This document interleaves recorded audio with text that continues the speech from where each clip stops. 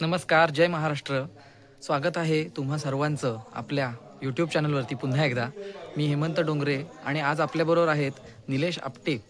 आम्ही आलो आहे देवाचे गोठणे या ठिकाणी आणि तिथे आहेत पेट्रोग्लिप्स. पाहण्यासारखा स्पॉट आहे. त्याविषयी पूर्ण माहिती तुम्हाला आपल्या व्हिडिओमधून मिळेल. तर व्हिडिओमध्ये कंटिन्यू राहा, शेवटपर्यंत नक्की बघा. चला जाऊया.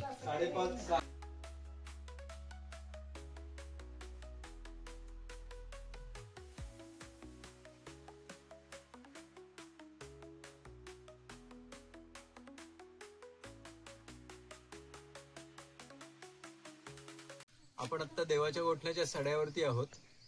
देवाच्या गोठण्याच्या सड्यावरती येताना आपण घाटीनी ज्या चढून आलो ती घाटी ब्रह्मेंद्र स्वामींच्या काळात बांधलेली आहे. म्हणजे साधारणपणे हे वर्ष आमचं 300वं वर्ष आहे. तिथेच बाजूला भार्गवरामाचं देऊळ बांधलेलं आहे की जिथे मूळ देवस्थान हे गोवर्धनेश्वराचं आहे. तिथे स्वयंभू पिंड आहे आणि तिथे ब्रह्मेंद्र स्वामींनी भार्गवरामाची स्थापना केली आहे. याला 300 वर्ष हे वर्ष पूर्ण होतं आहे यावर्षी. तिथे ब्रह्मेंद्र स्वामी असेच फिरत येत असताना त्यांना देवाच्या गोठण्यामध्ये जेव्हा आले तेव्हा हा परिसर खूप आवडला आणि मग त्यांनी तेव्हा इथे परशुरामाची म्हणजे भार्गवरामाची स्थापना करायचं ठरवलं. हा प्रदेश तेव्हा कान्होजी आंग्र्यांच्या आधिपत्याखाली होता. मग कान्होजी आंग्र्यांशी त्यांची बोलणं झाल्यानंतर कान्होजी आंग्र्यांनी त्यांना हा एरिया पूर्ण गाव त्यांना इनाम म्हणून दिलं, दस्त इनाम. याच्यामध्ये काय व्हायचं की पूर्वी दस्त हा धान्याच्या स्वरूपात दिला जायचा आणि धान्याच्या स्वरूपात मिळालेल्या दस्तामधनं या पूर्ण देवस्थानची व्यवस्था लावावी असं त्यांच्या डोक्यात आल्यामुळे त्यांनी तो गाव इनाम म्हणून ब्रह्मेंद्र स्वामींनी कान्होजी आंग्र्यांकडनं मागून घेतला. याच्यामध्ये आमच्या इथे या वाडीमध्ये सर्व प्रकारची जाती बांधव इथे एकत्र राहतो, कारण की ब्रह्मेंद्र स्वामींनीच आणून त्यांना इथे बसवलंय या देवस्थानची सगळी व्यवस्था होण्यासाठी. म्हणजे इथे कुळवाडी आहेत, घाडी आहेत, सोनार आहेत, तांबट आहेत, ब्राह्मण आहेत, वाणी आहेत. या सगळ्यांना ब्रह्मेंद्र स्वामींनी आणून इथे बसवलं आणि प्रत्येकाला देवस्थानचं एक एक काम त्यांना दिलं की जेणेकरून देवळाचा पूर्ण परिसर आणि या भागामध्ये 18 पगड जातीची माणसं राहतील आणि त्या प्रत्येकाला काम देऊन देवस्थानचं सगळा भरभराट होईल या दृष्टीने त्यांनी ही सगळी व्यवस्था केलेली आहे तेव्हा. आणि त्याप्रमाणेच अजून सुद्धा ही वस्ती आमची इथे आहे आणि या प्रकारे हे चाललंय. आता आपण जे बसलोय त्याच्या पाठीमागच्याच बाजूला म्हणजे माझ्या समोर तुमच्या पाठीमागच्या बाजूला एक चबुतर आहे. तिथे तो चबुतरा जो आहे हा इथे दसऱ्याला दरवर्षी पालखी येते सीमोल्लंघनासाठी. त्याच्यासाठी पालखी ठेवण्यासाठी म्हणून बांधलेला हा चबुतरा आहे. आणि त्याच्या पाठीमागे जी मोठी अशी जी आत्ता स्टील स्वरूपातली आहे, जी काठी अशी आपण म्हणूया पोल उभा केलेला आहे, त्याला निशाण काठी म्हणतात.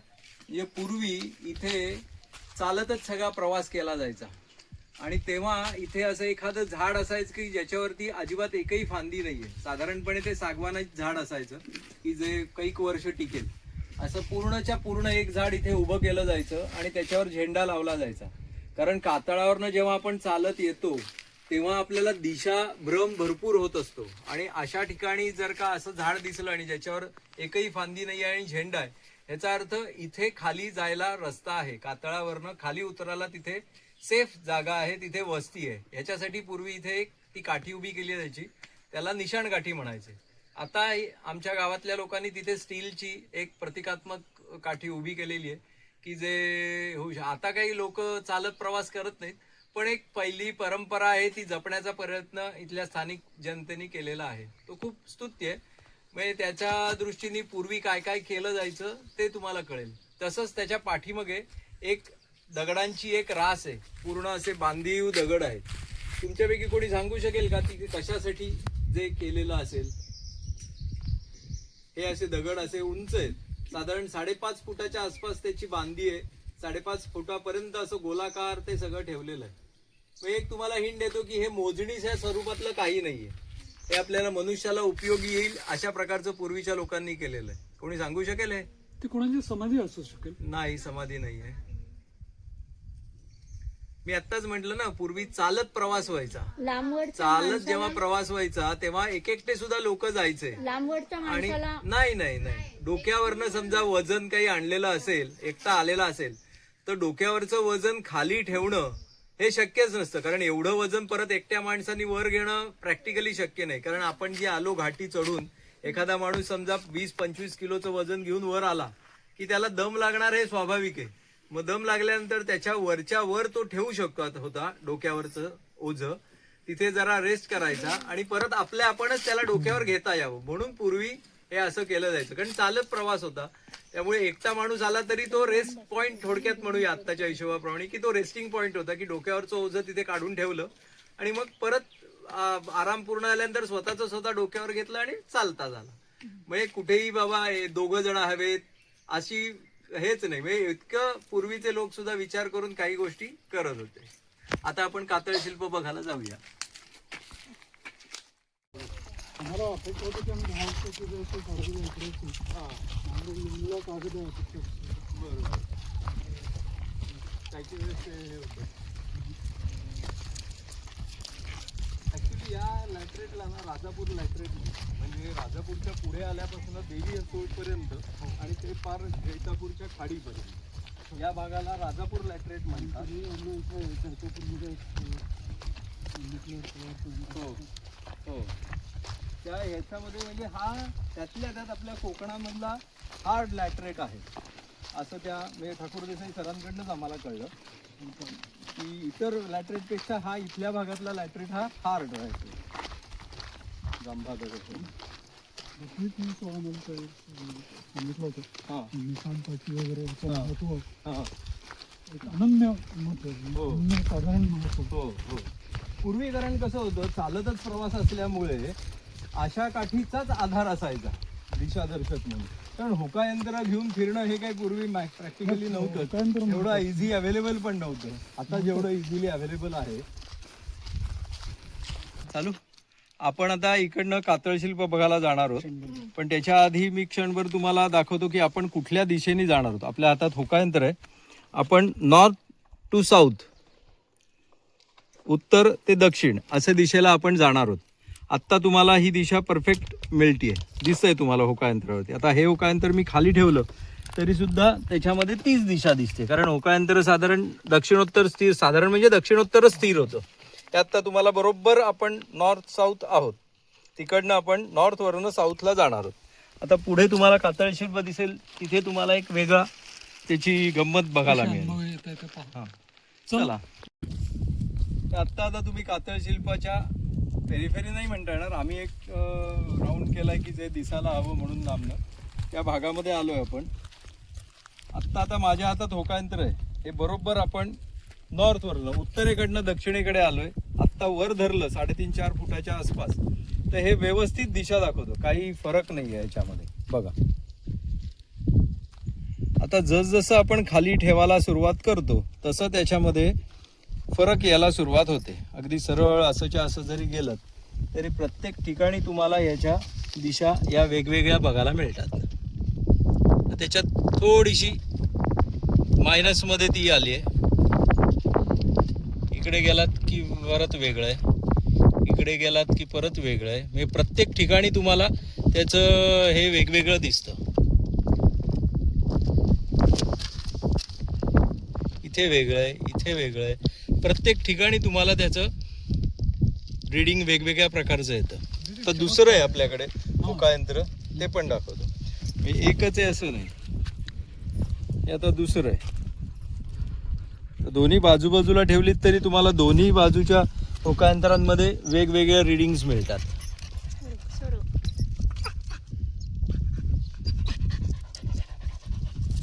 लांबरा रे. एवढ्या जवळ होकायंत्र ठेवल्यानंतर सुद्धा त्याच्यामध्ये दोन्ही याच्यामध्ये वेगवेगळं रीडिंग येतं.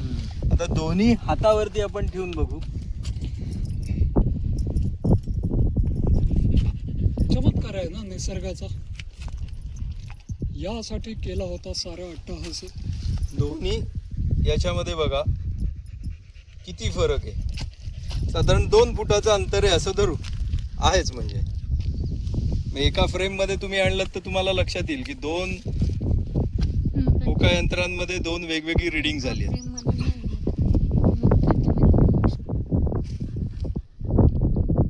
जरा मागे आता, पूर्ण मागे, पूर्णपणे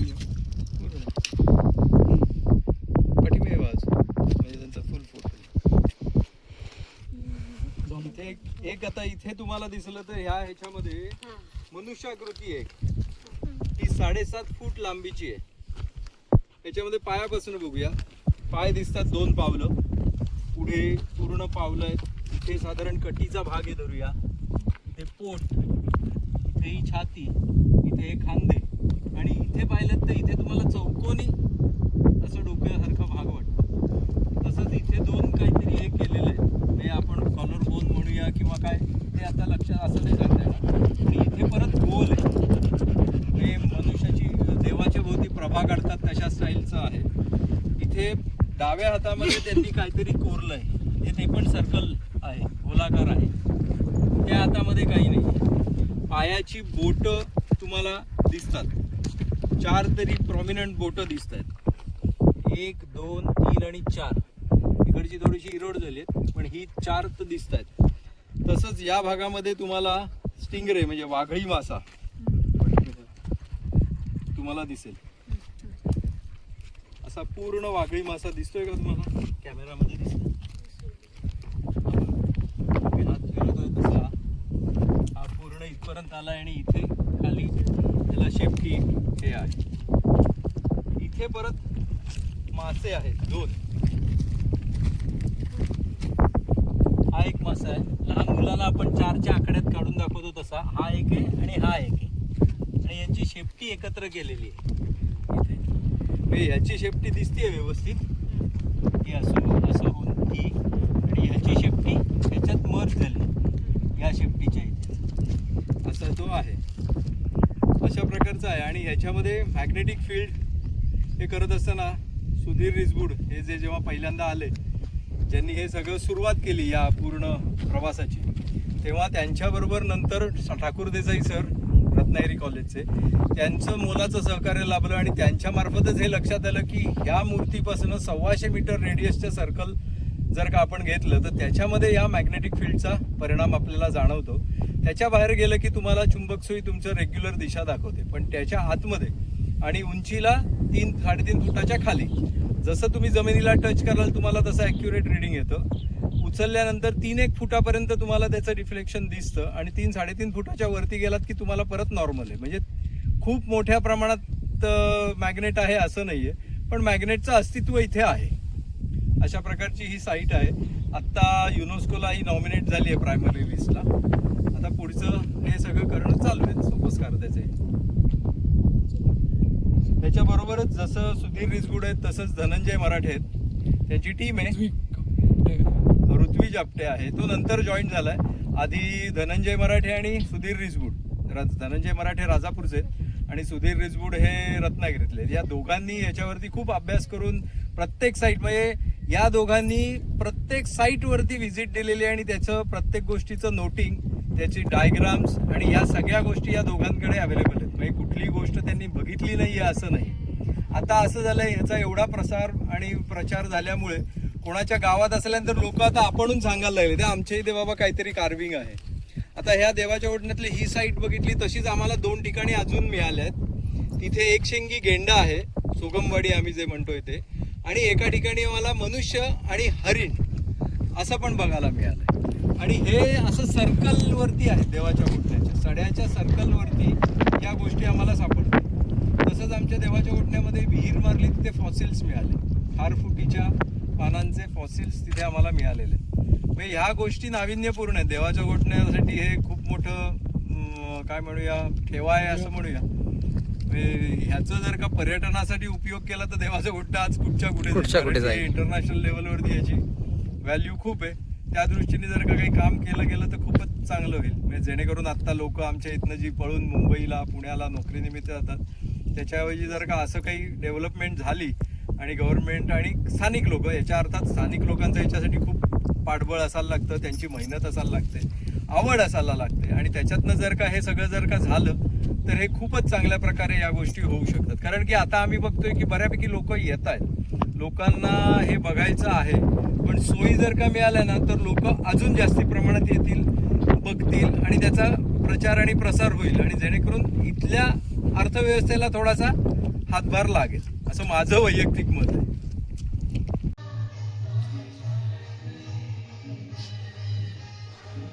बोल. वसईच्या किल्ल्यातली ही चर्चवरची घंटा आहे, जी कान्होजी आंग्र्यांनी इथे ब्रह्मेंद्र स्वामींना दिली, ती त्यांनी इथे या देवळात बसवलेली आहे. नाद हिचा एवढा मस्त आहे, खूप चांगल्या प्रकारचा नाद आहे. म्हणजे एवढं याचे बाजूचे खांब बघितले तर केवढे जाड आहेत, त्याच्यावरती हे सगळं बांधून आणि तेव्हाचेच ते साखळ्या आणि हे सगळं आहे. म्हणजे आम्हाला मध्ये ऍक्च्युली हे बदलायचं होतं, तो बदलला तिथला. एवढं कर्मकठीण काम झालेलं आम्हाला ते बदललं म्हणजे जपून बघा गड्डे आपल्या वाटतात असेल.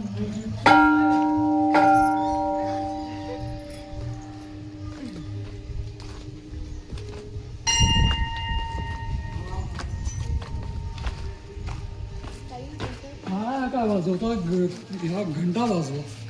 आमच्या कोल्हापूरच्या महालक्ष्मीचं असंच होतं ना. हा ते एका दरवाजावर घंटा आहे ती हो वेळोवेळी वाजवली जाते. हा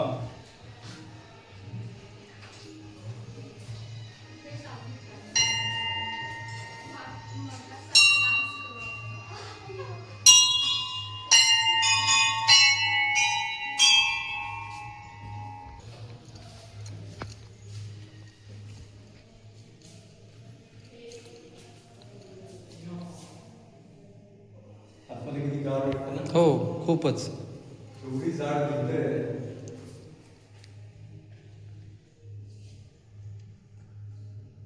3 फुटाची जाड भिंत आहे, 3-3.5 फूट.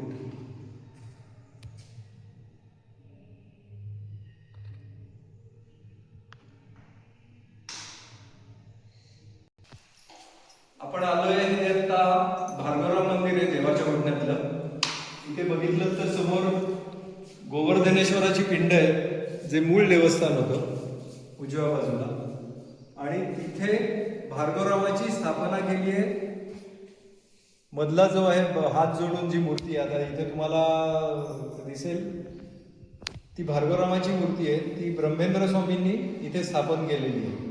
ब्रह्मेंद्र स्वामी जेव्हा इथे आले तेव्हा त्यांना हा परिसर खूप आवडला आणि तेव्हा त्यांना असं वाटलं की इथे आपण परशुरामाचं एखादं मंदिर बांधावं आणि त्यांच्या संकल्पनेतनं त्यांनी इथे हे परशुरामाचं देऊळ बांधलेलं आहे. खूप मोठं 2 घुमट असलेलं मोठं असं हे देऊळ आहे. आता वरती बघितलं तर त्याच्यावरती जसं सिमेंटचं आपण प्लास्टर करतो तसं चुन्यामध्ये केलेलं प्लास्टर आहे. खूप चांगलं नक्षीकाम आहे. आणि वरती आता पुसटची चित्र दिसत आहेत, ती चित्रकथी प्रकारची चित्रकला इथे आहे. म्हणजे थोडक्यात त्याच्यामध्ये याच्यामध्ये रामायण किंवा महाभारताला धरून अशी ती चित्र काढली जातात. सिंधुदुर्गामध्ये आत्ता सुद्धा अशी काही लोक आत्ता अस्तित्वात आहेत की जी या प्रकारची चित्र काढतात. असा मानस आहे आमचा की हे आता आम्हाला परत दुरुस्त करायचं आणि त्या ह्याच्यातनं पहिलं जसं चित्रकारांनी काढलेलं तशी चित्र परत चित्रित करावीत असा आत्ता आमचा मानस आहे. त्याच्यासाठी आमचं आत्ता निधी संकलन हे पण जोरात चालू आहे. माझं तर आपटे आडनावाच्या लोकांना विनंती आहे की ज्यांचं मूळ गाव देवाचं गोठणे आहे त्यांनी या मंदिराला जरा मदत केली तर या सगळ्या पूर्ववैभवाला आपल्याला परत मंदिर नेता येईल. बरं, आता आपण बघितलीत देवाचे गोठणे येथे असलेली कातळ शिल्प. हे आपले मित्र आहेत निलेश आपटे. तर यांच्यासारखा एखादा मार्गदर्शक आपल्याला जर उपलब्ध झाला तरच आपल्याला या ठिकाणाचं महात्म्य कळू शकतं आणि आपण ते अनुभवू शकता. तर माझं असं मत आहे, कधी रत्नागिरीमध्ये आपण आलात आणि आपल्याला देवाचे गोठणे या छोट्याशा गावाला भेट द्यायची असेल तर आपल्यालाही हे जे अद्भुत इथे मॅग्नेटिक फील्ड आहे आणि कातळशिल्प आहेत ती पाहायला मिळतील. पण ते आपले निलेश आपटे यांच्यासोबत आपण अनुभवावं असं मला वाटतं. तर नक्की कोकणची ट्रिप काढा आणि आपल्या इंटरेस्टिंग व्हिडिओंची मालिका अशीच चालू राहील. आपण आपल्या चॅनलला सबस्क्राईब करायला विसरू नका आणि लाईक जमलंच तर एखादा लाईक करा, कारण तुमचं प्रोत्साहन हे असे नवीन व्हिडिओ बनवण्यासाठी आम्हाला खूप मदत करेल. धन्यवाद. जय महाराष्ट्र.